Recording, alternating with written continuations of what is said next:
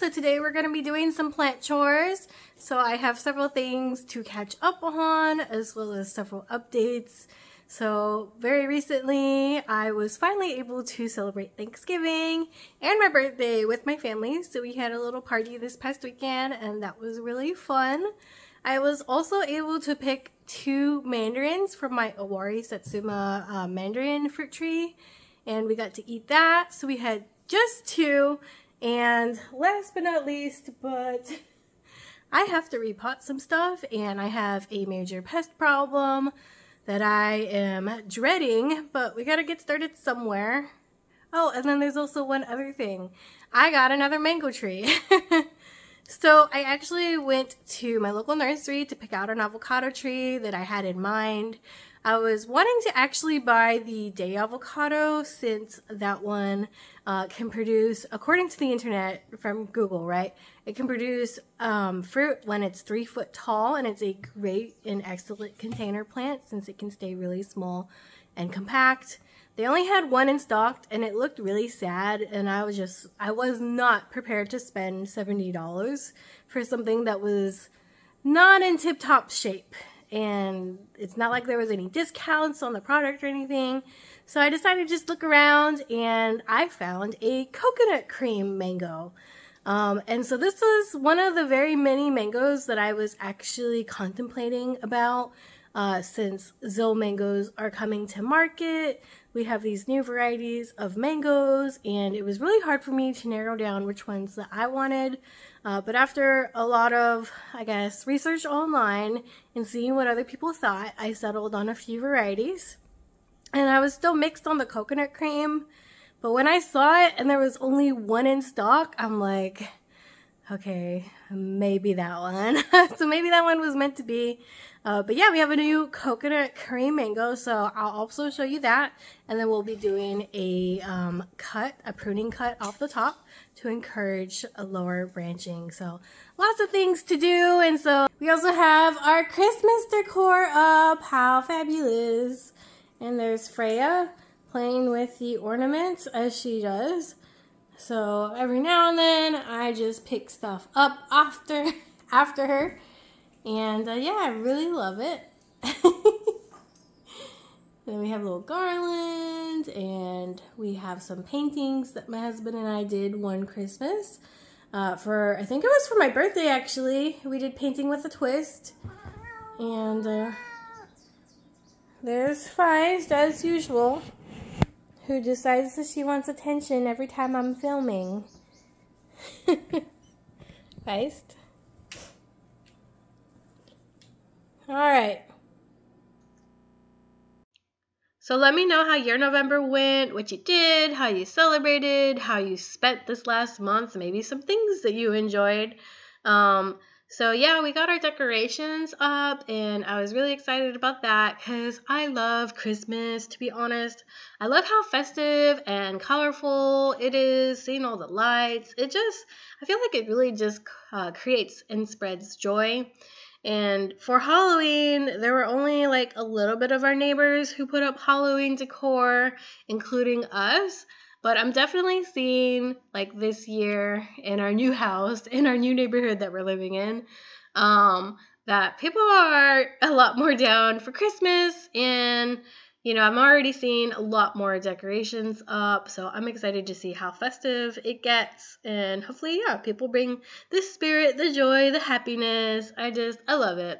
I feel like Christmas is all about spreading joy. It's one of my favorite holidays. I was eagerly awaiting Thanksgiving just so that I could put up the Christmas tree, to be honest, which we got from my coworker. So she was downsizing and getting rid of a lot of stuff.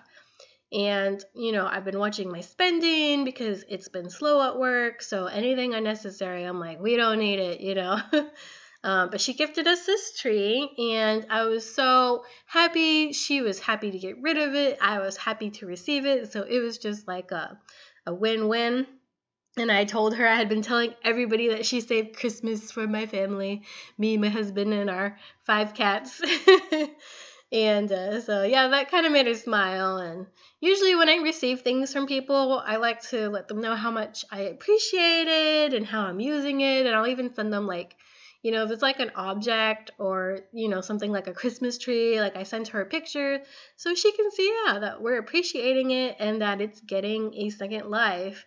And so she told me that this tree actually came from a garage sale. She bought it for $5 10 years ago. And I mean, this tree has like, I don't know what the fake trees, I'm assuming they probably have plastic rods. I'm not sure. I can't say for sure. This one has metal. It's definitely like an older artificial tree. And I almost feel like that kind of gives it a little bit more character. There's something just a little bit more delightful about the tree because it looks like so sparse. And she said that she actually calls it her Charlie Brown tree.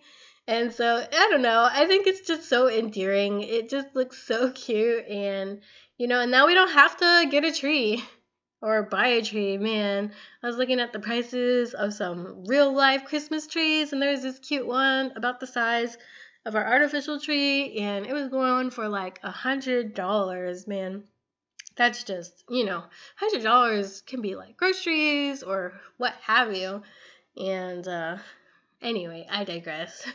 She also gave us some outdoor lights. I haven't been able to put them up yet because we actually don't own a ladder. So my parents ended up giving me one of their spares. So now I'm an owner of a 6-foot ladder. Yeah! Okay, so like being an adult, the most mundane thing is exciting. Like I actually think I'm going to get my husband socks and underwear. And I would love socks and underwear for Christmas too. But as a kid, like those gifts, you didn't want those gifts as a kid. You want toys. But as an adult, you're like, oh yeah, give me the good stuff. Give me the good brand of socks and the good brand of underwear. Anyway, so yeah, my mom actually, we've been hanging out on Mondays and making Mondays like our hangout days since I'm off and she's retired. And, our husbands are at work. So it's just me and her time. And one of the times that we hung out, she's like, I'm going to take you to JCPenney and I want you to pick out a bunch of socks and underwear. And I was like, okay. And then we go and, we buy stuff. And she ended up buying me some other things. And I was just like, I'm genuinely happy now. This is so awesome. And there's nothing like fresh new clothes or essentials, quote unquote. Having fresh new essentials that just make you feel comfortable and are in good condition. So anyway, moving on. So hopefully we'll get the Christmas lights up this next weekend. We'll see, but I am happy to be a owner of a ladder. And then maybe hopefully one day we'll get like a taller ladder too. But little steps. I'm getting ready to start working more on our house. I definitely want to start some painting projects. I see ourselves staying in our house a lot longer than we originally anticipated. So we bought our house fully well knowing that this might not be our forever house. We might move. We might use this to roll into something, I don't know, bigger, better, worth more, or, have a second property. The options we were very open to the possibilities and open to the possibility that we would be here a while. And for anybody who's been paying attention to interest rate hikes, we did get our mortgage at a high interest rate for that time. But currently, it's gone even higher, like just insane. I can't even imagine. So we're just going to sit tight and sit pretty here.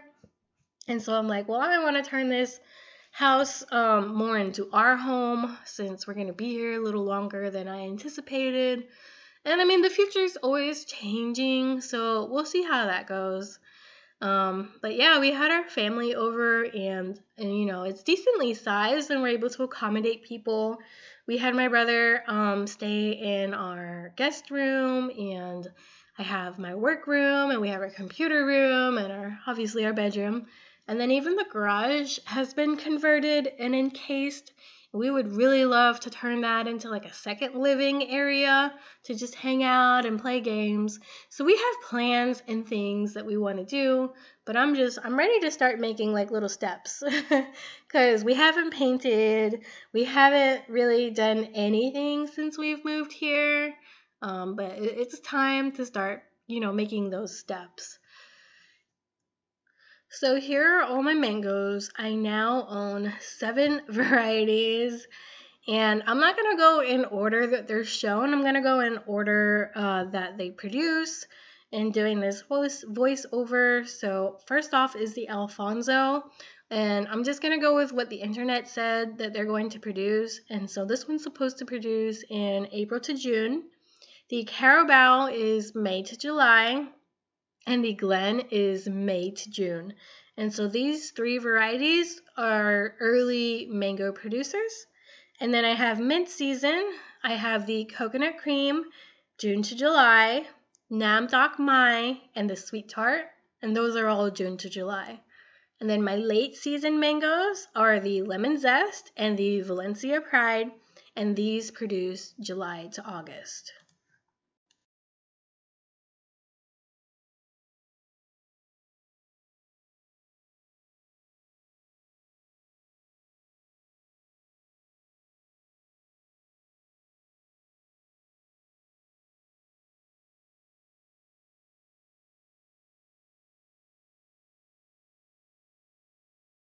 So this beautiful plant is something that I was able to get from Lowe's. It has a good size to it, but I overwatered it and kind of neglected it. So it has all of this mold in the soil and coming out the bottom, and it's lost a lot of leaves. It has more yellow leaves. I already picked a bunch off. So I think what I'm going to have to do is completely get rid of the soil and start it in something fresh. Aren't I, Fenwick?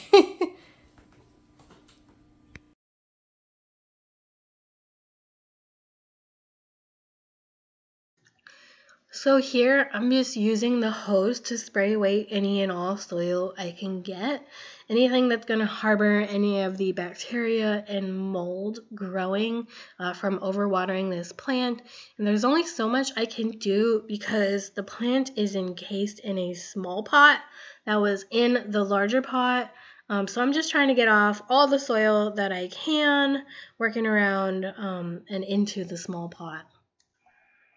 So something that I've noticed from several aglaonemas that I've bought, especially from the Costa Farms when I'm shopping at Lowe's, is that they put these plants in small pots and then they put them in larger pots.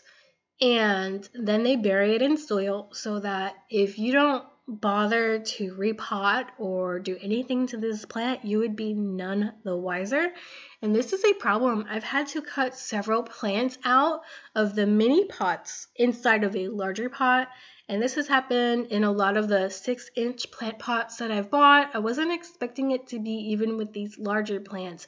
And you can just see the roots are really coming out of the small pot, and they're wanting to go out and it's being compressed. And so this is definitely something that, people should be aware of. And this is a problem. This is not okay. That entire container had a bunch of mold growing in it from being saturated for way too long. I've also never repotted it since I bought it. I used to always like to refresh the soil whenever I get a new plant from the store, and basically you buy it, you let it sit in your house, acclimate to your environment. Then after a while you can change out the soil, because usually, when you get stuff from the store, it's not that optimal. Like when I buy from my local nursery, it's actually not the best soil for the house plants. It's usually real compacted. It's probably great for, their environment, but for a home, you definitely want the soil to have more aeration versus being compact and whatnot. And also, you don't want a lot of compaction in the soil because then it'll be harder for the plant to dry out and it won't be able to breathe, because they still need to be able to have oxygen. And anyway, so let's go ahead and get on with this rescue mission. I don't know if I'm going to be successful. So I have bought plants from Lowe's that were in these plastic grow containers in a larger container. And you can see the roots are just like popping out of this plastic container, trying to, you know, find a way to grow. And I think this is going to be really difficult, but we got to perform a little plant surgery. And I mean, and this is just on there so tight. I wasn't even sure I wanted to tackle this. I was legitimately thinking of just repotting it as it is. Hey, leave its root system alone. I wasn't even able to get all the soil off because of this container as well. And so it's just so hard. Like, I might have to sacrifice some roots. This is definitely going to be a labor. And I'm getting to the point where I'm just kind of like exhausted with my plant care because I have such a pest problem, and I'm just feeling overwhelmed. There's so much to do, especially when you have a major pest problem. And it just feels like it's just too much of my time. And even with this, I almost feel like instead of spending all this time trying to salvage it, sometimes I'm like, can I just spend the $35, get a new plant, not have to deal with all this headache? But I guess it's part of gardening, right? Like this is, I don't even know if I'm going to be able to remove this. Like, I'm just going to have to say goodbye to some spots and try to make sense of this. Oh my god. This is awful. I can't believe they do this to their plants and then they sell them like this. And it's usually with these ones, I don't even know what brand it is. It says Costa Farms, grown by Costa Farms. This is something that I've had happen to a lot of my aglaonemas that I've bought from Costa Farms. And usually not like with the Trending Tropicals. I haven't had that problem with like the Trending Tropicals branded stuff. And the problem is sometimes I'm rough too. I just want to barrel through things, and I mean, this is just a mess. It really is. So, and then it's tangled. This is such a headache, and I still have a major pest problem on top of sorting all this out. And then I gotta repot it. So yeah, I just feel overwhelmed, and you know, I think I would rather have a bunch of larger sized plants at this point in time. Like this plant was perfect until, you know, I overwatered it. And so long as it wasn't in this chokehold of a mini container underneath the soil. And I didn't even check on it. I thought it was fine. Then it was just too late. And I'm sure the plastic's like cutting up the roots. So let's see. It's now December. We're getting towards the end of the year, and I just can't believe life is just going by in a blur. I'm 31 now, so I am a 30-year-old lady. I am 1 year into my 30s, and I've got to say, very much so, 30 and thriving is a thing. You know, I'm very comfortable, very happy. I just feel like 30s, you just really come into yourself, and I just gotta find a little bit more community because my best friend moved away, and try to meet more people, be more involved. That's the idea. Like, I don't even know how to solve this puzzle with this plant though. Like, there's one small piece. Like, is that how it's gonna have to be?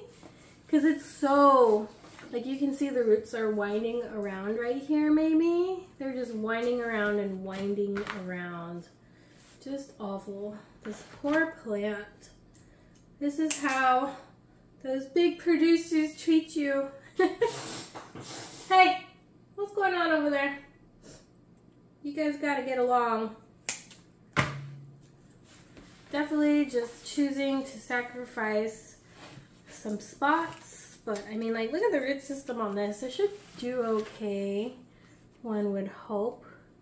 Alright. And then once I finish with this little plant pot, there's a second one in here. I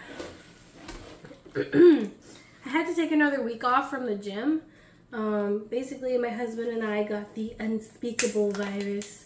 We've never had it before, and I'm so happy we didn't get it 2 to 3 years ago when things were worse. I definitely feel like it's still pretty crappy, because we just had lasting symptoms for a while.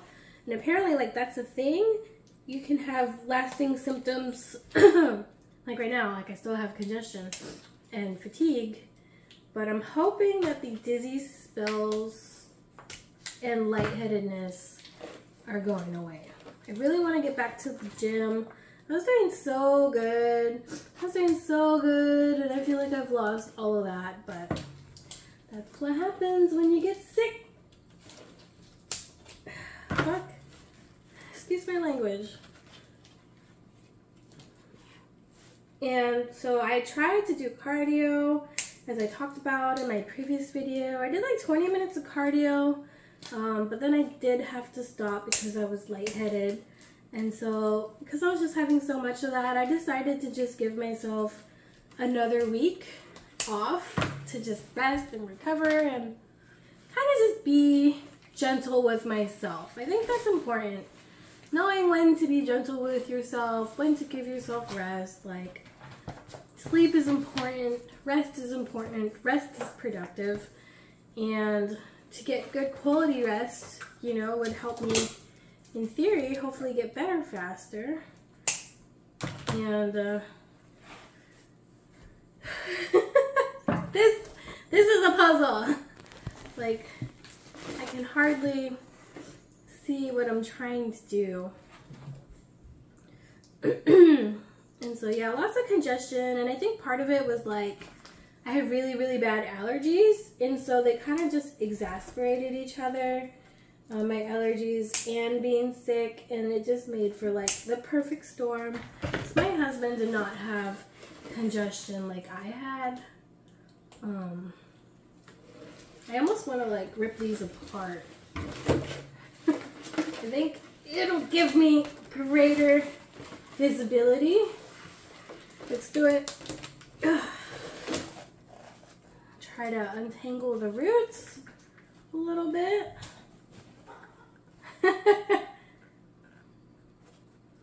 And so with my family's Thanksgiving, we were getting dirt in my face. We were always planning on having it the week after Thanksgiving, and so I just decided, since my birthday was supposed to be on Thanksgiving, that we would celebrate that too, since we finally had the chance. And I just waited for that till we saw everybody to make sure, you know, we weren't contagious. And I was so excited. Like the night before the party, I was just so beside myself, so excited. I couldn't wait, and I just felt so happy. I was just like genuinely happy, and I couldn't fall asleep. I had to really try to calm myself down. And then we decided to do catering, and so we had Indian food from this really well-known Indian restaurant that's 50 minutes south of here. It's called Spice Station, and I think they've been on TV, and they've been featured on like one of the most they were featured on The Bend, I think. I don't even know. I have to look it up. And one of the most special restaurants that in Texas that, like, if you're in Texas, like, it's worth traveling to. And people will travel from where we live even. Like, when my parents were there picking up our food for everybody, like, there was people there from where we live, you know, practically 1 hour away. Even just like, oh, you heard about this restaurant and came to try it. Oh, I just got soil in my mouth. 1 second. Oh my goodness. Okay, so, and I am still tired. This is a workout. Let's see, we got Spice Station, got a bunch of curry, and then my father-in-law, like, we were like, he probably won't eat that. So let's do something for people who want something a little bit more commercial. I don't even know. For picky eaters, basically. And so we decided my mom was going to make a ham, and I was just going to do something real simple and make mashed potatoes and corn to go with it. Just real simple for anybody who was picky and didn't want curry. But pretty much everybody did. Although it was really spicy for my mother-in-law, and she had never had Spice Station. So I had, it kind of slipped my mind because my parents have had it since they live in that city. And my husband and I used to live there, and we loved it. And his brothers also, you know, are familiar and love it. Oh, the pretty crappy thing is sometimes when I cut, the soil goes flying. I felt that go by my eye. Like, is there dirt on my face right now? You gotta get, you know, dirty and put in the labor sometimes when it comes to houseplants. Huh? That's for sure. And so I'm happy to be 1 year, going back to what I was saying, I'm happy to be 1 year into my 30s. And then next year we are planning on traveling, so I'm excited for that. And, you know, catering was such a hit for our party as well. So we were like, should we cater for Christmas? And everybody's like, yeah. And my husband's like, well, maybe everybody can pitch in next time, because it was expensive. And initially, like, you know, my husband and I were paying for everything. But my parents decided to step in, and they paid for it all. So I was really thankful, like, so privileged that they could do that. So they pretty much paid for everybody to eat. I made sure to thank them. I figured I would pay them back. So they went in to go pick up the order, and they went in to pay. And I was like, oh, I'll just get you back. Tell me how much I owe you. You know, like, no big deal. Like, charge it on the credit card, and I can do, like, a direct transfer. You know, because my mom and I, we can direct transfer to each other's accounts.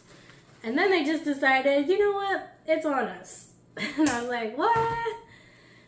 Okay. I was like, I wanted to pay, but I'm very privileged that they're able to do that and thankful. And honestly, that's really, really helpful. Because despite money being tight on my end, I still was like catering. I thought that it would be worth it, since it would make things a lot easier. And it was, like, the food came in, and we had, like, a bunch of warmers and a 3-in-1 crock pot set up. So we just emptied everything into, like, the warming containers, and then people started eating. Like, it was really, really simple and easy and delicious. I feel like because we got catering, we were able to enjoy the day better. Because we weren't having to, because sometimes when you're cooking, like, it's an all-day thing. Like, you spend, you know, hours in advance, and sometimes people even prepare, like, days before for meals. And so I feel like, you know, we got to save energy and effort and, you know, instead enjoy the company of our family than being busy with all that. We got to enjoy more quality time together, which I think that's worth it. I really do. And, I mean, my husband and I aren't, like, the best cooks. Like when we did our housewarming party, we had 2 parties, and one of them was for our friends and one of them was for our family. Since we can only, you know, have so many people in our house and have only so many chairs and seats and accommodations. And so, let's see, we had done tacos, which were like, we decided to do something super simple. And I was gonna make beans and rice on the side, and I also made a chipotle vegetable option for tacos that I got from an Instapot cookbook that's vegan, since I don't eat meat, and man, that's one of my favorite recipes. Everybody really liked the chipotle vegetables, and some people ate it as a side, some people ate it as a taco, and some people used like all the stuff that we had prepared and made like extra delicious tacos. And I was planning on making Spanish rice, and I was gonna try really hard this time because I've never successfully made Spanish rice. It just always comes out bland or something's wrong with it, but I was determined. I guess it was probably like the worst time to try to pull something off. And then with the beans, they came out fine, but the problem was they got dried out, and so I should put more oil in them. And I mean, cooking for yourself and your family is one thing, but for like a big party, you know, is another. And so I feel like we didn't successfully, like, while we might have successfully done it like for ourselves at home, like cooking for a large amount of people is a whole other beast sometimes. And then, you know, making sure that you keep the food warm and everything comes out around the same time. I feel like it's a lot harder for like bigger parties. And so that's part of also why I was like, let's just do catering this time. And by the time we had our family over, we were like, well, I guess our friends were the guinea pigs, because everything came out, we learned from that experience, and everything came out a lot better when we had the housewarming party for our family. So sorry friends, you guys were the guinea pigs and the food was not as good for them. Let's see. I'm kind of making some headway, but the problem is I have a whole other piece of plant to do the exact same thing with. So yeah, I only asked for 3 things for my birthday. I wanted an apple pie. My husband bought me my apple pie. And I wanted a Heavenly Delight cake that they sell at H-E-B. It's basically like a soft sponge cake. And they use like, I don't even know, I don't know much about baking. Like they use, it's not whipped cream and it's not like icing. Like it's whatever's in between. It's real soft. And it's like reminiscent of whipped cream, but it's just not. And so my parents bought me my Heavenly Delight cake. And then I wanted a fruit tree, but I bought that for myself since nobody stepped up, which is fine. You know, I was gonna buy myself a gift, and so that's what it ended up being. And so, yeah, like I mentioned earlier, I was very determined, and I had seen my local nursery carry it, a day avocado, and basically I learned on the internet that that one can produce as short as 3 feet tall, which is pretty amazing, and sounds like an excellent contender for container plant, since I am growing my plants in containers.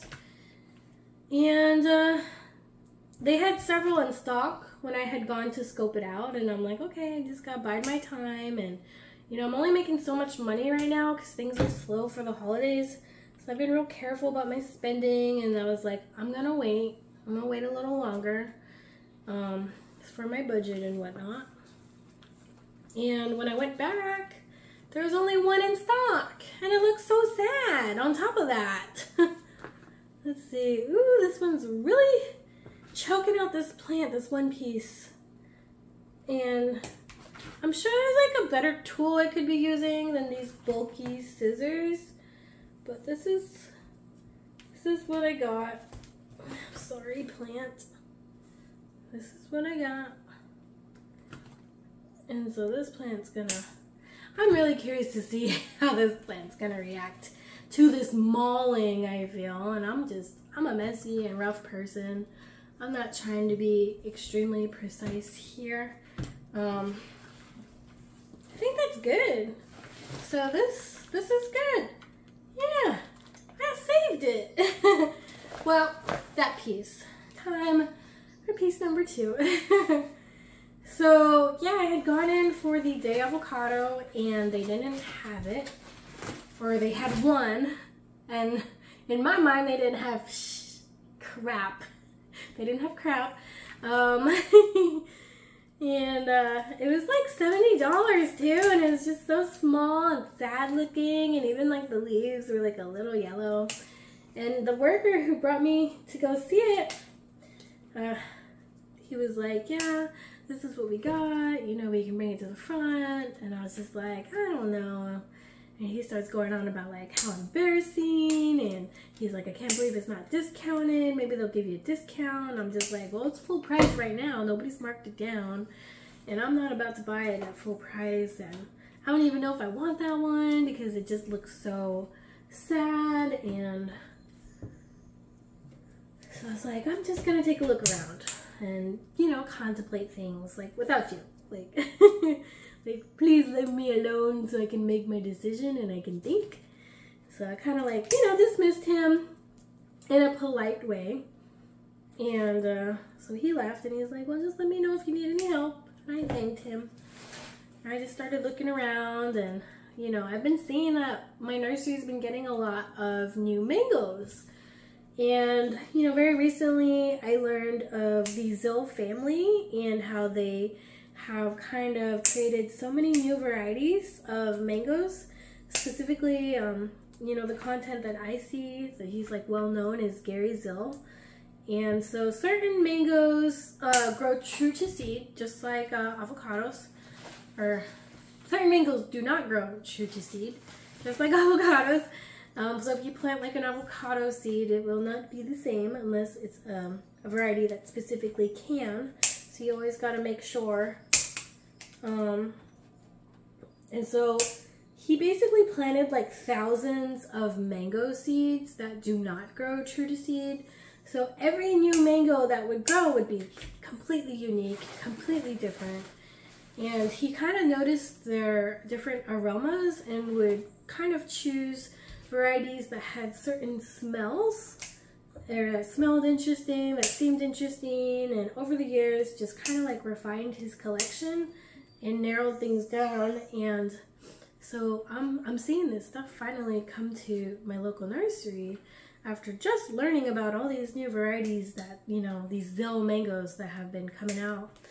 There's these mango fanatics online, and so I went down a rabbit hole learning all about it, and I wanted to see which ones were like most popular, like what was on the top of most people's lists. And I decided those would be, well, there goes a root. Those would be the varieties that I would grow. And so I decided on Sweet Tart and Lemon Zest as the mangoes.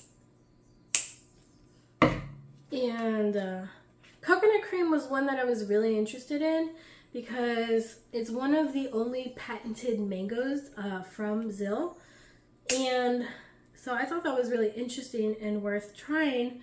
But on an online website, it said that the coconut cream kind of grew in a gangly manner and was not good for container growing, and that its production is inconsistent, so it could take like 5 to 7 years to produce, and it can be inconsistent. And so not only is it like kind of like a shy, so to speak, a shy producer, but cutting it back can affect production too. And part of having a container garden is cutting back plants, and you want to prune them and train them from a young age. And so, you know, I am taking a bit of a risk by pruning this plant so heavily, but I mean, it's young now, and I'm like, if it's going to take anywhere from 3 to 7 years to produce. You know, it doesn't matter that I'm stumping the growth now, I suppose. And hopefully later, maybe I'll have a property to plant it on, so it can grow like unencumbered. Or I'll just try my luck and see how it does in a container. So I'm not exactly sure what the future holds. You know, we might be in this house for a while, and that's fine. Fine by me. And I'll just keep growing my plants in containers until we decide we have found our forever home. And, you know, right now the market's terrible. Even if we wanted to like, kind of like quote unquote trade in our house and move the equity to another property, it's just not the right time. I mean, I'm sure anybody watching this knows economic times suck, and I'm not happy with the way the world is right now, and I'm really hoping I see change. Like for one, healthcare, you know, I would love to have healthcare, because I am uninsured, and my gamble right now is my youth. I'm gambling on my youth, that nothing happens to me. I was hospitalized a few years back, and I pretty much had no choice, and you know, that's not something I can afford or pay for. And so basically I got typhus, and typhus comes from an infected flea, and basically for like a week I was missing work, and wow, my fever was increasing like every day until I got to like 104 degrees, and that's when we went to the ER and I got hospitalized. And they basically came back to me and told me that they think I was one of the very few, I think they only had 3 cases that year of typhus. And I was one of the very few people, and it was a good thing I came there, because the only way to treat it is to be on the right antibiotics. And initially I thought I had a sinus infection. And so I had gone to like a little emergency clinic, right, where you pay out of pocket. So that was like $100 out of my pocket right then and there. And then they gave me antibiotics for a sinus infection, because that's what we thought it was. And then my fever wasn't getting better. So I digress. I was hospitalized and could not afford it. I couldn't even afford the monthly payments. And so I called them and I was like, hey, is there any way I can do like a lower monthly payment? Because everybody told me like, oh, you can negotiate with them. They'll work with you. They did not work with me. And I'm like, well, then I just can't afford this. And I kind of just let it go to the wayside. And I mean, I haven't gotten any collection notices or anything. I mean, what they were asking for monthly is a large chunk of my income, and it makes a huge difference. So anyway, ooh, there's still water in here. I'm just making a mess. I think it's time to plant, but what I'm going to do is I'm going to clean this pot. And honestly, I'll probably, when I water the plant, put in some alcohol and hydrogen peroxide to kill off any bacteria, but I'm just ready to get this potted up. So let's go ahead and do that real quick. So this is alcohol and dish soap.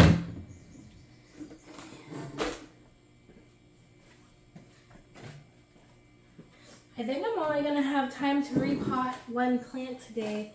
So let's go ahead and get this potted. I had some containers that I put out to the side.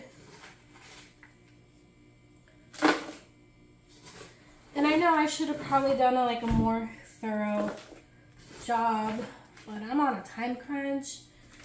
And let's just hope this does the job. So let's see. Yeah, I'd really love to see things change. I do feel like we need better pay in general for everybody. Everybody's struggling. Everything's so expensive now. I'd love to see, you know, we're the only developed country without a good form of universal health care. I'd love to see that before I get older, and, you know, knock on wood, hopefully I don't have health problems, but I would love to have options. Ooh, there's a bug in there. Kill it. All right, I think I'm ready to put the planting. So shake off any more roots and stuff it in there. Okay, there we go.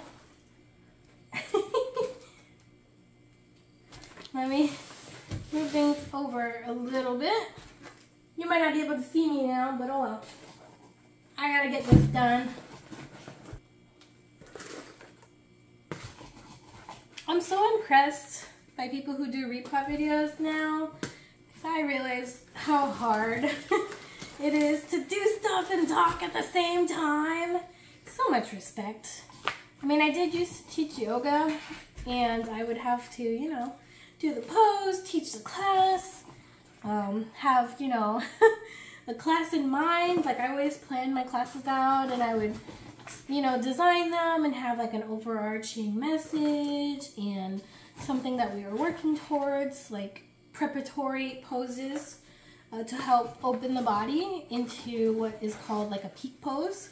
And so the peak pose is the goal, and the peak pose requires preparation, such as opening up certain muscle groups. So like if you're trying to do like wheel, right? So basically the wheel looks like, imagine the crab walk, but then now you're pressing forward, so your body's in a wheel. And so you have to open up the shoulders and the hips, and so those would be preparatory poses to get into wheel pose. So I would think all of that out. And so if I'm any bit successful at talking through this, I attribute this to my teaching experience, which I really love teaching yoga, but I'm at a different time in my life now, believe it or not. I don't practice yoga asana anymore. And I used to be such a consistent asana practicer, what have you. And I argue that I still practice yoga because it's more than just the physical poses. It's also the mental exercises, and I'm always applying that.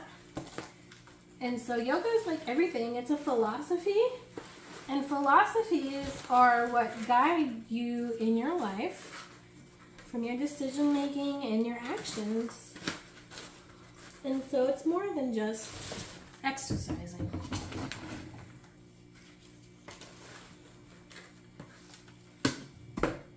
Okay, I'm kind of like trying to manipulate the plant in a better position. Ta-da! Alright, let's start to clean up.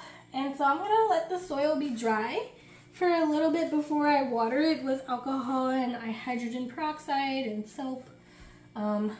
Just because it's been way too saturated. But I think that's it, because that's all I have time for today. I didn't even get to my pest control, so that'll have to be a whole other day. So here's my aglaonema. Ta-da! And hopefully it'll be happier and it'll stay alive, because, you know, I have put so much money, time, and effort into these plants. So rather than just let them, you know, kind of fall to the wayside, I really just want to take care of what I have, because I bought them. I'm committed to them, you know? I didn't buy them to chuck them away. I gotta try. I gotta give them a chance. Well, it looks like that's all I have time for today, unfortunately. I gotta start cleaning up and getting ready for work. But thanks for joining me, listening to me chit-chat and catch up. Let me know how you're doing, and you have a wonderful rest of your day. And don't forget, go plant a plant.